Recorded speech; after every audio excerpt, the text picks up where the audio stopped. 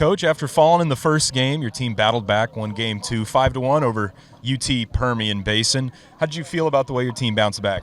Well, I've always enjoyed the fight that these guys had and the character that they have. I really never worry about them fighting back and responding, as we talk about all the time, because again, that's the most important thing you'll ever do. But what I told them after this game is, at some point we got to force somebody else to respond. You know, we can't just sit around and kind of go through the motions game 1 and then get ready to play game 2. And so kind of got off to a bad start, but these guys, again, they got a lot of fight in them, and so we saw that game 2. Some bullpen troubles in game 1, but the Martinez tandem in game 2 was electric. How did you feel about the way they responded on the mound? 2 gutsy performances. Are both throwing in back-to-back days, and that's not easy to do.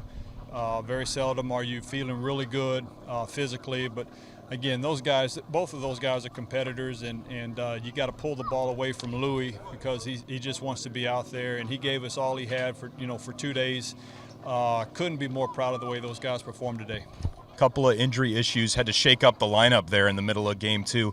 How did you feel about seeing some of those guys in new positions, and how do you think they did in those new positions? Well, they did well. One of the things we like to do is, I think everybody on the infield at some point in time in their careers plays shortstop, so we like to go get shortstops because they're athletic and we can move them around, and so we've got a little versatility, but we are banged up right now, so there's nothing we can do. We got to go to work again tomorrow, and whoever's healthy will be out there.